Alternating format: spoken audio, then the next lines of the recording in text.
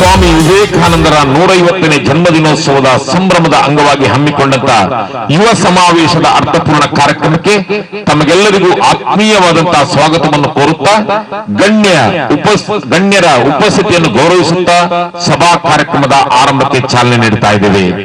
ಈ ಸುಂದರವಾದಂತಹ ಸಭಾ ಕಾರ್ಯಕ್ರಮಕ್ಕೆ ಚಾಲನೆಯನ್ನು ದೇಶಭಕ್ತಿ ಗೀತೆಗಳ ಉದ್ಘೋಷದೊಂದಿಗೆ ನಡೆಸಿಕೊಳ್ಳುತ್ತಿದ್ದಾರೆ ಶ್ರೀರಾಮ ವಿದ್ಯಾಕೇಂದ್ರ ಕಲ್ಲಡ್ಕದ ವಿದ್ಯಾರ್ಥಿಗಳು. ನೇತ್ರ ಸಾಸಿರ ಸಾಸಿರ ಶೀರ್ಷ ಸಾಕ್ಷಾತ್ಕರಿಸಿದೆ ಅಭಂಗ ಏಕತೆ, ಸಾಕ್ಷಾತ್ಕರಿಸಿದೆ ಅಭಂಗ ಏಕತೆ, ಸಮರಸತೆಯ ಸಂದೇಶ ವ್ಯಾಪಿಸಿ ವಿಶ್ವವ ತಲೆ ಎತ್ತಿ ಹೇ ಅಸೀಮ ಸಮಾಜ ಪುರುಷ, ಅಸೀಮ ಸಮಾಜ ಪುರುಷ. ಎಲ್ಲಿದೆ ತರತಮ ಜಾತಿ ನೀತಿ ಕುಲ, ಎಲ್ಲಿದೆ ಭಿನ್ನಮತ, ಹಿಂದುತ್ವದ ನಿಜ ಬಾಂಧವರೆನಿಸಲು ಇಲ್ಲಿದೆ ಕರ್ಮಪಥ, ಇಲ್ಲಿದೆ ಕರ್ಮಪಥ. 1863 ಜನವರಿ 12ರಂದು ಶ್ರೀ ವಿಶ್ವನಾಥ ದತ್ತ ಹಾಗೂ ಶ್ರೀಮತಿ ಭುವನೇಶ್ವರಿ ದೇವಿ ದಂಪತಿಗಳ ಸುಪುತ್ರರಾಗಿ ಜನಿಸಿ ಭಾರತ ದೇಶದ ಕೀರ್ತಿಯನ್ನು ಅಷ್ಟ ದಿಕ್ಕುಗಳಿಗೆ ಹರಡಿದಂತಹ ಸ್ವಾಮಿ ವಿವೇಕಾನಂದರ ವಿಚಾರಗಳು ಅಂದಿಗೂ ಇಂದಿಗೂ ಅತ್ಯಂತ ಪ್ರಸ್ತುತ ಎನ್ನುವುದು ಖಚಿತವಾದಂತಹ ಮಾತು. ಅವರ ವಿಚಾರಗಳು ನಮ್ಮ ಯುವ ಜನತೆಗೆ ತಲುಪಬೇಕು ಎನ್ನುವಂತ ಒಂದು ನಮ್ಮ ಆಶಯ. ಆ ನಿಟ್ಟಿನಲ್ಲಿ ಇದೀಗ ಇಂದಿನ ಕಾರ್ಯಕ್ರಮದ ದಿಕ್ಸೂಚಿ ಭಾಷಣವನ್ನು ಮಾಡಲಿಕ್ಕಿದ್ದಾರೆ ವೃತ್ತಿಯಲ್ಲಿ ನ್ಯಾಯವಾದಿಗಳು, ಸ್ವಾಮಿ ವಿವೇಕಾನಂದರ 150ನೇ ವರ್ಷಾಚರಣೆ ಸಮಿತಿಯ ಯುವ ವಿಭಾಗದ ರಾಜ್ಯ ಸಂಚಾಲಕರಾದಂತಹ ಶ್ರೀ MK ಸೂರತ್ ಕುಮಾರ್ ಇವರು.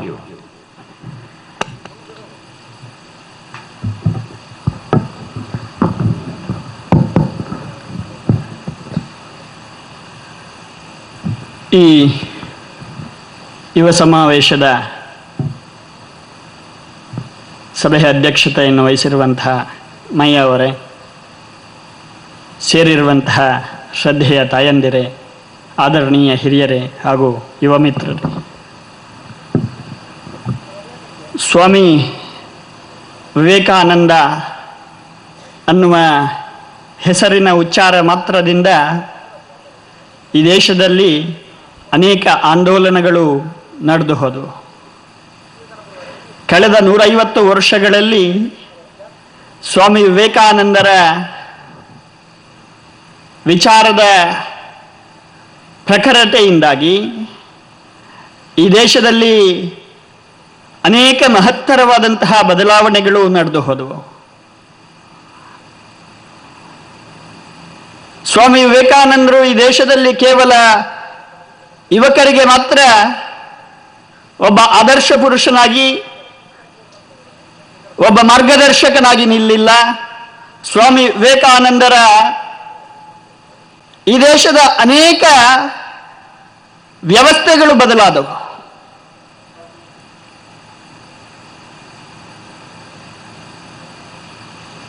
ಅಲ್ಲಿಯ ತನಕ ಈ ದೇಶದ ಸಾಧುಗಳು, ಸಂತರು, ಈ ದೇಶದ ಧರ್ಮಾತ್ಮರೆಲ್ಲ ನಮ್ಮ ಜೀವನದ ಗುರಿಯೇನು ಅಂತ ಹೇಳಿದ್ರೆ, ಹಿಂದೂ ಧರ್ಮದ ಗುರಿಯೇನು ಅಂತ ಹೇಳಿದ್ರೆ, ಪ್ರತಿಯೊಬ್ಬನು ಮುಕ್ತಿಯ ಮಾರ್ಗವನ್ನು ಅರಸೋದು, ಪ್ರತಿಯೊಬ್ಬನು ಮೋಕ್ಷದತ್ತ ಸಾಗೋದು ಅನ್ನುವಂತಹ ಸಂಕುಚಿತ ಮಟ್ಟಕ್ಕೆ ನಮ್ಮ ಧರ್ಮವನ್ನು ವಿಮರ್ಶೆ ಮಾಡ್ತಾ ಬಂದರೆ, ಸ್ವಾಮಿ ವಿವೇಕಾನಂದರು ವೇದ ಉಪನಿಷತ್ತುಗಳ ಬೆಳಕಿನಲ್ಲಿ ನಮ್ಮ ಹಿಂದೂ ಧರ್ಮದ ವಿಚಾರ ರಶ್ಮಿಯನ್ನು ಮತ್ತೊಮ್ಮೆ ಜಗತ್ತಿಗೆ ಸಾರಿದ್ರು. ಆತ್ಮನೋ ಮೋಕ್ಷಾರ್ಥಂ ಜಗದ್ಹಿತಾಯ ಚ ಅನ್ನುವಂತಹ ನುಡಿಮುತ್ತಿನ ಜೊತೆಗೆ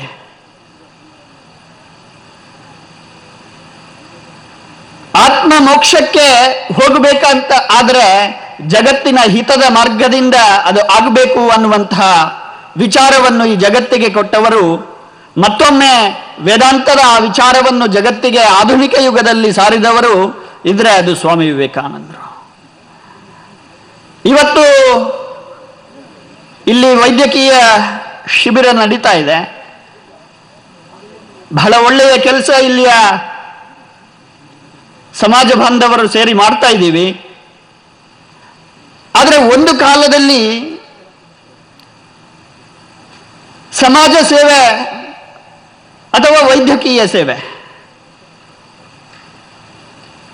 ಅವುಗಳಿಂದ ನಮ್ಮ ಸಮಾಜ ಮತ್ತು ನಮ್ಮ ಸಮಾಜದ ನೇತೃತ್ವವನ್ನು ವಹಿಸಿದಂತಹ ಮಠಾಧಿಪತಿಗಳು, ಸ್ವಾಮೀಜಿಗಳು ಬಹಳ ದೂರ ನಿಂತಿದ್ದಂತಹ ಸಂದರ್ಭದಲ್ಲಿ ಸೇವೆಯ ಮುಖಾಂತರ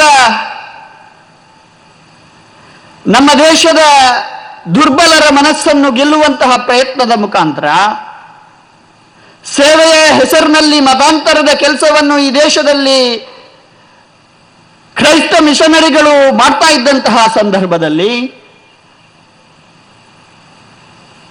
ಮತಾಂತರ ಅಂತ ಹೇಳಿದ್ರೆ ಅದು ಕೇವಲ ಒಂದು ಧರ್ಮದಿಂದ ಇನ್ನೊಂದು ಧರ್ಮಕ್ಕೆ ಹೋಗೋದು ಮಾತ್ರ ಅಲ್ಲ. ಮತಾಂತರ ಅಂತ ಹೇಳಿದ್ರೆ ಅದು ದೇಶಾಂತರ ಅನ್ನುವಂತಹ ವಿಚಾರವನ್ನು ಸ್ವಾಮಿ ವಿವೇಕಾನಂದರು ಅರಿತುಕೊಂಡ್ರು. ಒಬ್ಬ ವ್ಯಕ್ತಿ ಕ್ರೈಸ್ತ ಧರ್ಮಕ್ಕೋ ಮುಸಲ್ಮಾನ ಧರ್ಮಕ್ಕೋ ಸೇರಿದ್ರೆ ಕ್ರೈಸ್ತರ ಅಥವಾ ಮುಸಲ್ಮಾನರ ಸಂಖ್ಯೆ ಒಂದು ಜಾಸ್ತಿ ಆಗೋದು ಮಾತ್ರ ಅಲ್ಲ, ಹಿಂದೂಗಳ ಸಂಖ್ಯೆ ಒಂದು ಕಡಿಮೆ ಆಗೋದನ್ನು ನಾವು ಗಮನಿಸಬೇಕು ಅನ್ನುವಂತಹ ವಿಚಾರವನ್ನು ಸ್ವಾಮಿ ವಿವೇಕಾನಂದರು ಅವತ್ತು ಆ ಕಾಲದಲ್ಲಿ ಅರಿತುಕೊಂಡ್ರು. ಸಮಾಜ ಸೇವೆಯತ್ತ ಮುಖ ಮಾಡುವುದರ ಹಿನ್ನೆಲೆ ಯಾರಾದರೂ ವ್ಯಕ್ತಿ ಇದ್ರೆ ಅದು ಸ್ವಾಮಿ ವಿವೇಕಾನಂದರು. ಅವರು ಈ ಕಾರಣಕ್ಕೋಸ್ಕರ ರಾಮಕೃಷ್ಣ ಮಿಷನ್ ಅನ್ನು ಪ್ರಾರಂಭ ಮಾಡಿದರು. ಕಾಶಿಯಲ್ಲಿ ತಮ್ಮ ಕೊನೆಯ ದಿನಗಳನ್ನು ಕಾಣಲಿಕ್ಕೆ ಬರ್ತಾ ಇದ್ದಂತಹ ಯಾತ್ರಿಕರ ಶುಶ್ರೂಷೆಗೋಸ್ಕರ ರಾಮಕೃಷ್ಣ ಮಿಷನ್ನ ಮುಖಾಂತರ ಆಸ್ಪತ್ರೆಯನ್ನು ಪ್ರಾರಂಭ ಮಾಡಿದರು. ಹಿಂದೂ ಸಮಾಜದ ಧಾರೆಯನ್ನು ಸಮಾಜ ಸೇವೆಯತ್ತ, ವೈದ್ಯಕೀಯ ಶಿಕ್ಷಣ ರಂಗಗಳ ಹತ್ರ ಮುಖ ತಿರುಗುವಂತೆ ಮಾಡಿದಂತಹ ಶ್ರೇಯಸ್ಸು ಯಾವನಾದರೂ ಸಂತಶ್ರೇಷ್ಠನಿಗೆ ಸಲ್ಲೋದಿದ್ರೆ ಅದು ಸ್ವಾಮಿ ವಿವೇಕಾನಂದರಿಗೆ ಸಲ್ಲಬೇಕು.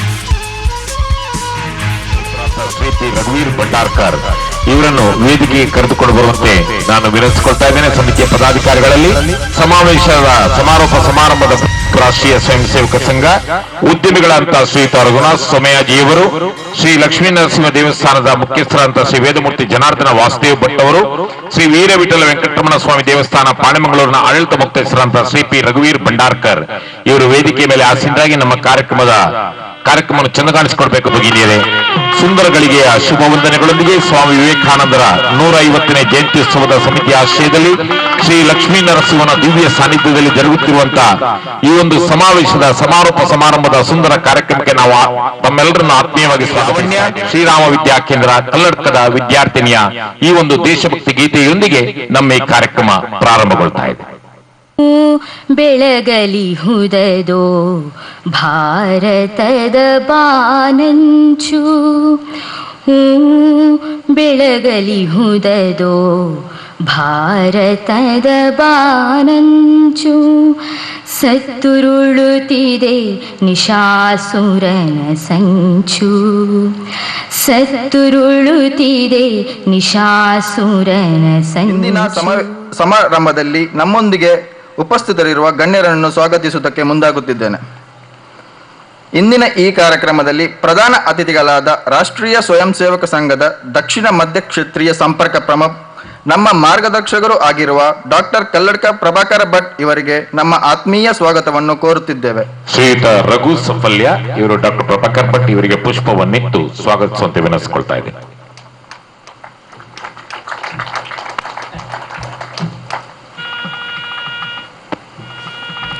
ಸ್ವಾಮಿ ವಿವೇಕಾನಂದರ 150ನೇ ಜಯಂತ್ಯುತ್ಸವದ ಆಚರಣೆ ಕಲ್ಪನೆ ನಮ್ಮಲ್ಲಿ ಮೂಡಿ ಬಂದಾಗ ಆ ಸಮಿತಿಗೆ ಸಂಪೂರ್ಣ ಬೆಂಬಲವಾಗಿ ನಿಂತು ಗೌರವಾಧ್ಯಕ್ಷ ಸ್ಥಾನವನ್ನು ಅಲಂಕರಿಸಿ ಕಾರ್ಯಕ್ರಮದ ಯಶಸ್ವಿಗೆ ಸಹಕರಿಸಿದವರು ಉದ್ಯಮಿಗಳಾದ ಶ್ರೀ ಬಿ ರಘುನಾಥ ಸೋಮಯಾಜಿ ಅವರಿಗೆ ನಮ್ಮ ಆತ್ಮೀಯ ಸ್ವಾಗತ. ಜೊತೆ ಕಾರ್ಯದರ್ಶಿಗಳಾದ ಶ್ರೀ ಕಿಶೋರ್ ಶೆಟ್ಟಿ ಇವರಿಗೆ ಪುಷ್ಪಗುಚ್ಛವನ್ನಿಟ್ಟು ಸ್ವಾಗತಿಸುವಂತೆ ವಿನಂತಿಸಿಕೊಳ್ತಾ ಇದ್ದೇನೆ.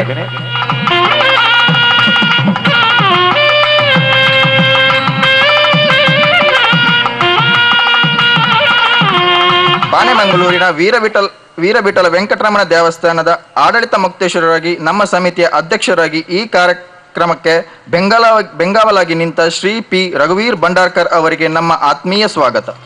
ಶ್ರೀ ರಾಮಚಂದ್ರ ಪೈಗಳು ಇವರಿಗೆ ಪುಷ್ಪಗುಚ್ಛವನ್ನಿಟ್ಟು ಸ್ವಾಗತಿಸುವಂತೆ ವಿನಂತಿಸಿಕೊಳ್ತಾ ಇದ್ದೇನೆ.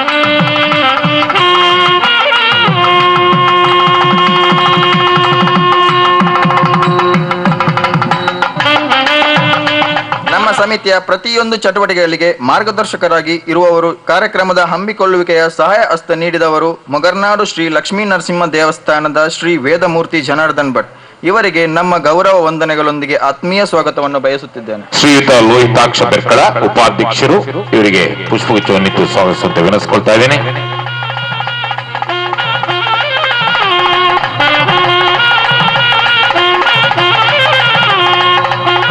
ಬಂದಿರುವಂತಹ ಎಲ್ಲಾ ಬಂಧು ಭಗಿನಿಯರಿಗೆ, ಕಾರ್ಯಕ್ರಮದ ಯಶಸ್ವಿಗೆ ನಮ್ಮೊಂದಿಗೆ ಸಹಕರಿಸಿದ ಸರ್ವರಿಗೆ, ದೃಶ್ಯ ಮಾಧ್ಯಮ ಮತ್ತು ಪತ್ರಿಕಾ ಮಾಧ್ಯಮದ ಬಂಧುಗಳಿಗೆ ಮತ್ತು ನಮ್ಮನ್ನು ಮುನ್ನಡೆಸುತ್ತಿರುವ ಎಲ್ಲರಿಗೂ ಈ ಕಾರ್ಯಕ್ರಮಕ್ಕೆ ಸ್ವಾಗತಿಸುತ್ತಾ ಪ್ರೀತಿಯಿಂದ ಬರಮಾಡಿಕೊಳ್ಳುತ್ತಾ ಸ್ವಾಗತ ಮಾತುಗಳಿಗೆ ಪೂರ್ಣ ವಿರಾಮ ಇರಿಯುತ್ತಿದ್ದೇನೆ.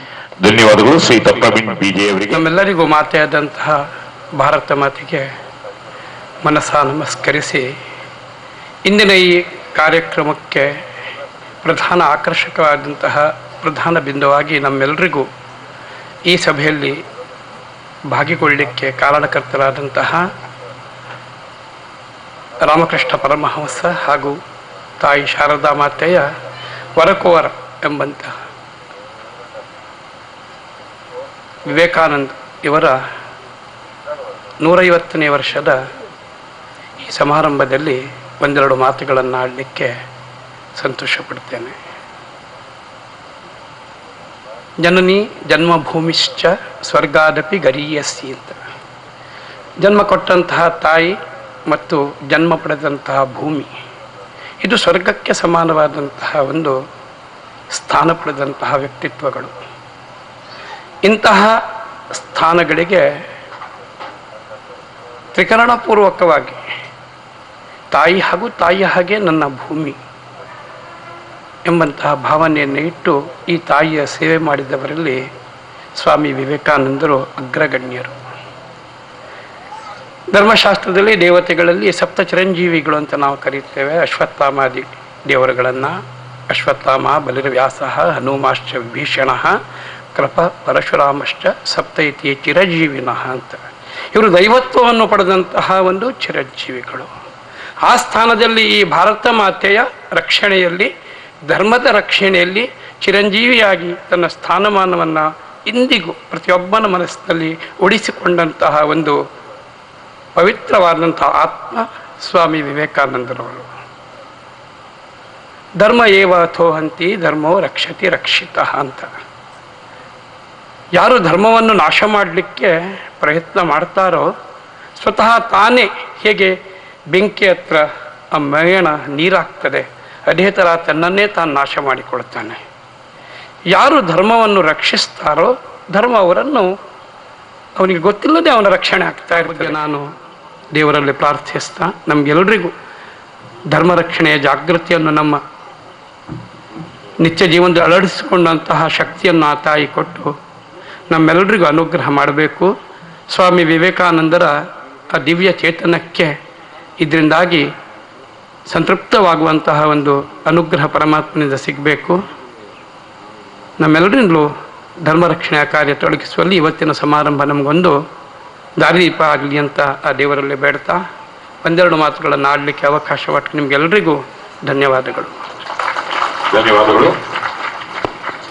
ಗೌರವಾನ್ವಿತರಾದಂತಹ ಶ್ರೀ ವೇದಮೂರ್ತಿ ಜನಾರ್ದನ ವಾಸುದೇವ ಭಟ್ ಅವರಿಗೆ ಸತ್ತೊತ್ತಿಹರನ್ನು ಪಡಿದೆಚ್ಚರಿಸು, ಕಚ್ಚಾಡುವರನ್ನು ಕೂಡಿಸಿ ಒಲಿಸು, ಹೊಟ್ಟಿಯ ಕಿಚ್ಚಿಗೆ ಕಣ್ಣೀರು ಸುರಿಸು, ಒಟ್ಟಿಗೆ ಬಾಳುವ ತರದಲ್ಲಿ ಹರಸು.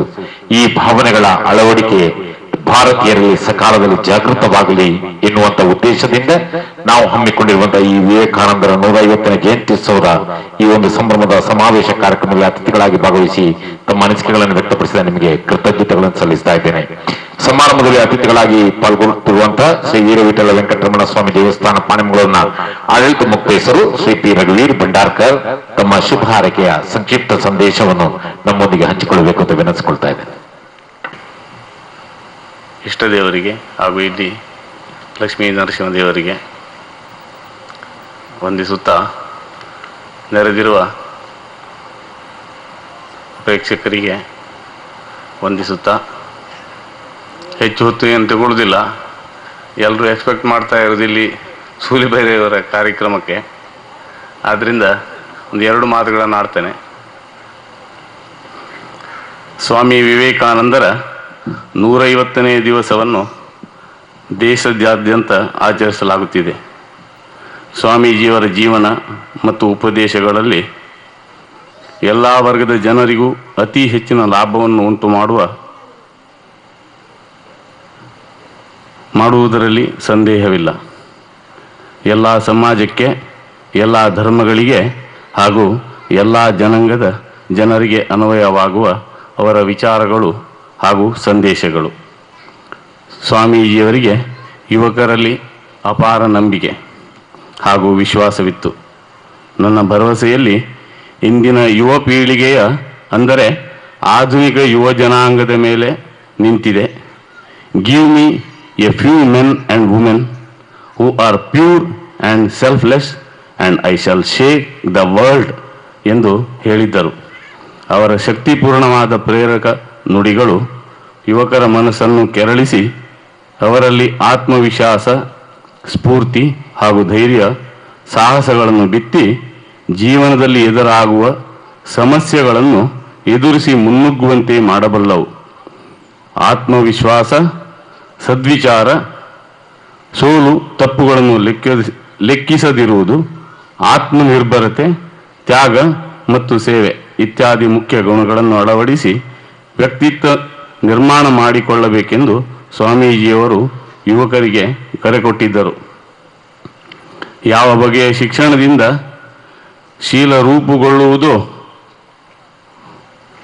ಮನಃಶಕ್ತಿ ವೃದ್ಧಿಯಾಗುವುದೋ, ಬುದ್ಧಿ ವಿಕಾಸಗೊಳ್ಳುವುದೋ ಮತ್ತು ಯಾವುದರಿಂದ ನಮ್ಮ ಸ್ವಂತ ಕಾಲ ಮೇಲೆ ನಾವು ನಿಂತುಕೊಳ್ಳಬಲ್ಲೆವೋ ಅಂತಹ ಶಿಕ್ಷಣ ಯುವಕರಿಗೆ ವರ್ಷದಿಂದ ಬೇರೆ ಬೇರೆ ಕಾರ್ಯಕ್ರಮಗಳಲ್ಲಿ ನಾನು ಭಾಗಿಯಾಗ್ತಾ ಇರ್ಬೋದು. ಆದರೆ ನನಗೆ ಇವತ್ತು ಅನಿಸ್ತಾ ಇದೆ, ಇವತ್ತೊಂದು ಪುಣ್ಯ ಕಾರ್ಯಕ್ಕೆ ನಾವು ಈ ವೇದಿಕೆ ಮೇಲಿದ್ದೇವೆ. ಅದು ಸ್ವಾಮಿ ವಿವೇಕಾನಂದರ 150ನೇ